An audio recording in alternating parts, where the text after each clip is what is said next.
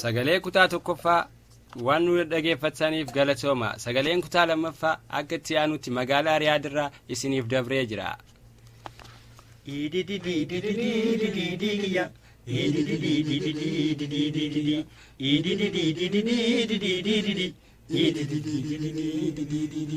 Wai sodi diya, wai sodi diya, malna durata tere Riyaadi diya.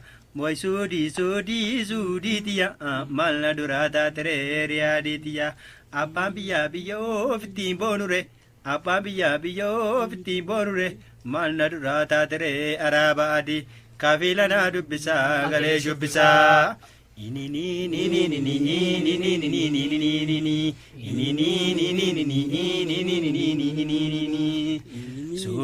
Suudi ma'aaraba ofirraa hin dadhabne suudi qofa miti biyya teen irrattu mirga dabne mirga keennan falmachuuf maalika ofirraa hin dadhabne waan maalika kana yaa rabbi sittillee hin kennine atummaan nu eegika yaa rabbi atummaan nu eegika.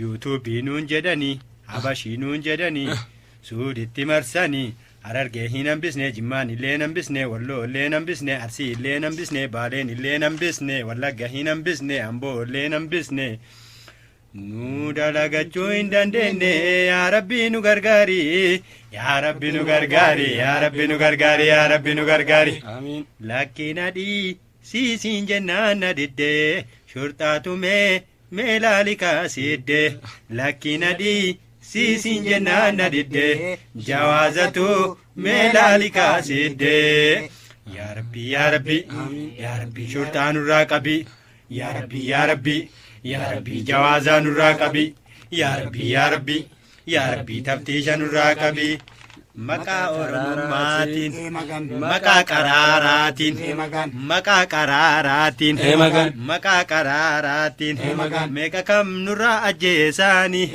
baankarraa jittii hin ajjeesaanii baankarraa jittii hin ajjeesaanii manbu'aattillee hin ajjeesaanii manbu'aattillee hin ajjeesaanii maqaan isaanii doone yoomiyyuu ni yaadata seenaanii yoomiyyuu ni yaadata seenaanii maqaan isaanii duune yoomiyyuu ni yaadata seenaani yoomiyyuu ni yaadata seenaani yaa Rabbi yaa Rabbi yaa Rabbi diina nurraa darbi yaa Rabbi yaa Rabbi yaa Rabbi diina nurraa darbi yaa Rabbi yaa Rabbi yaa Rabbi diina nurraa darbi waan nu caqafattaniif galatooma. Kutaan sadaffaa